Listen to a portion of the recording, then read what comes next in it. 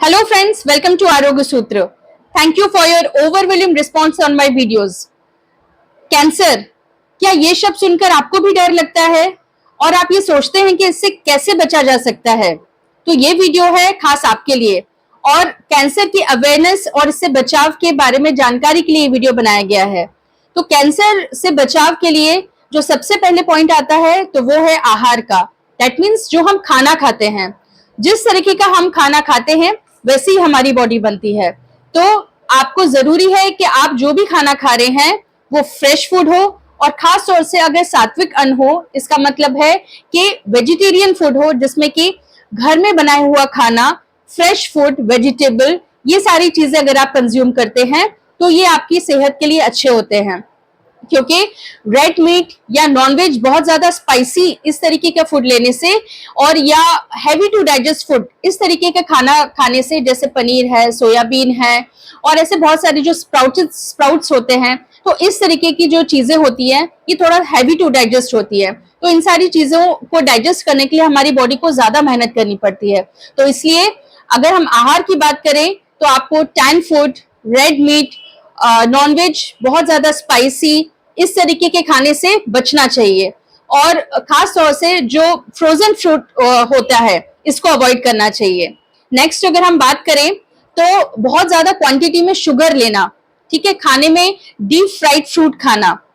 यानी आजकल बहुत सारे रेडी टू यूज फूड मिलते हैं, उस तरीके का सेवन करना, बहुत सारे पैकेट फूड लेना, तो इन सारी चीजों को खाने में अवॉइड करना चाहिए। नेक्स्ट अगर हम बात करते हैं अगर कैंसर से बचाव की, तो इसमें प्राणायाम बहुत इंपॉर्टेंट होते हैं क्योंकि प्राणायाम यानी हाइपर वेंटिलेशन करना, इसका कारण होता है कि जो कैंसर सेल्स होते हैं वो ऑक्सीजनेटेड ब्लड में उनकी ग्रोथ नहीं हो पाती है। तो इसलिए जितना ज्यादा हम लोग प्राणायाम करेंगे हमारी बॉडी में ऑक्सीजन लेवल उतना ज्यादा हाई रहेगा और जिसके कारण कैंसर सेल्स जो होते हैं वो पनप नहीं पाते हैं। एक्चुअली कैंसर सेल्स हमारे बॉडी में हर रोज बनते हैं, लेकिन हमारी बॉडी का इम्यून सिस्टम के कारण वो हम डेफिनेटली आगे ग्रोथ नहीं कर पाते हैं। तो इसलिए हमको इन कैंसर सेल्स को इस तरीके से अपने बॉडी को इम्यून रखना है और ऐसे काम करने हैं जिससे इनकी ग्रोथ ना हो पाए, जिसके लिए बहुत इंपॉर्टेंट पार्ट होता है फास्टिंग का। फास्टिंग वो भी 15 दिन में अगर एक बार हम लोग फास्टिंग करते हैं, जैसे पहले एकादशी का व्रत रखा जाता था और या प्रदोष का व्रत रखा जाता था, या 15 डेज में किसी अलग अलग तरीके की फास्टिंग होती थी। तो इस तरीके की अगर हम 15 डेज में इस तरीके की फास्टिंग करते हैं जिसमें 12 आवर्स कम से कम हम फास्टिंग रखते हैं और सुबह के बाद सीधा सूर्यास्त से पहले अगर हम कुछ खाते हैं, तो ये फास्टिंग जो होती है ये बहुत इंपॉर्टेंट सिद्ध होती है क्योंकि इस बीच में हमारी बॉडी में जो भी कैंसर सेल्स होते हैं उसमें उसको फाइट करने के लिए हमारी बॉडी उसमें प्रयत्न करती है, कोशिश करती है। इसके साथ साथ आसनों का अगर अगर हम योगा की बात करें, आसनों के बारे में बात करें, तो इसमें चतुष्पाद आसन यानी कि कैट पोज जो होता है उस तरीके का आसन, सर्वांग आसन और सूर्य नमस्कार, इस तरीके के आसन अगर आप करते हैं तो आपकी डेली हेल्थ के लिए ये बहुत हेल्पफुल होते हैं और साथ ही साथ कैंसर को प्रिवेंट करने में भी हेल्प करते हैं। इसके साथ अगर कोई वॉकिंग करता है या जॉगिंग करता है तो जॉगिंग जो है वो सीजन वाइज या जो भी हमारी एक्सरसाइज होती है वो according to Ayurveda season wise कितने प्रमाण में करनी चाहिए आपको अपने आयुर्वेदिक कंसल्टेंट से जरूर समझना चाहिए। अगर वॉकिंग करते हैं तो खास तौर से अगर हम 8 शेप में वॉकिंग करते हैं, यानी 8 के शेप में अगर हम वॉकिंग करने की शुरुआत करते हैं तो ये भी हमारे बॉडी के लिए बहुत इंपॉर्टेंट होता है।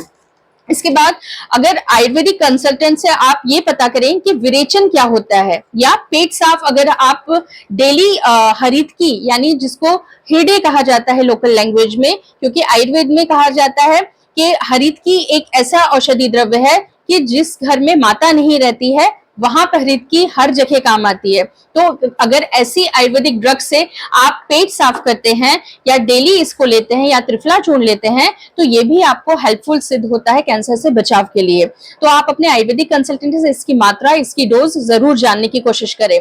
खास तौर से जब हम देखते हैं कि कैंसर के बारे में बात करते हैं तो उसमें जो सेल्स होते हैं उनकी मेमोरी जो है होती है वो खराब हो जाती है, जिसके कारण वो हमारे नॉर्मल बॉडी के सेल्स को ही अटैक करते हैं। तो यहाँ पे बात क्योंकि मेमोरी की आती है तो इसलिए मेमोरी के लिए अगर आपके शरीर में आपकी स्मृति अगर अच्छी रहेगी तो इन कैंसर सेल्स पे इसका अच्छा काम हो सकता है। तो इसलिए जो भी चीजें मेमोरी को स्ट्रांग करती हैं, ऐसी सारी चीजें कैंसर से बचाव के लिए बहुत इंपॉर्टेंट सिद्ध हो सकती हैं। जैसे कि आयुर्वेद में अगर इसकी हम बात करें तो रसायन सेवन, जिसका डायरेक्ट असर स्मृति पर होता है, जो हमारे पर्टिकुलर सेल्स पे भी असर करती है उसकी मेमोरी को स्ट्रांग करने के लिए। घी, आयुर्वेद में घी बताया गया है, जिसका जो मुख्य उद्देश्य होता है वो स्मृति पर होता है और मेमोरी पावर कलेक्शन पर होता है। तो इसलिए अलग अलग तरह के रसायन जो हमारे यहाँ च्यवनप्राश बताया गया है, ब्रह्म रसायन बताया गया है, इसकी डोजेस आप अपने डॉक्टर से कंसल्ट करें और इसका सेवन आप शुरू कर सकते हैं।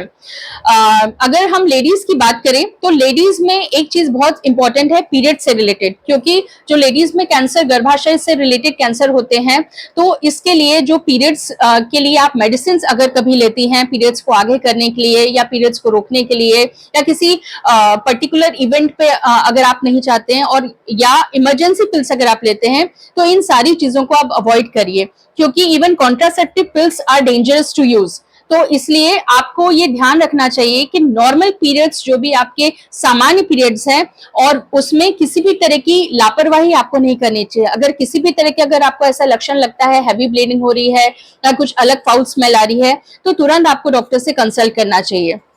नेक्स्ट अगर हम बात करते हैं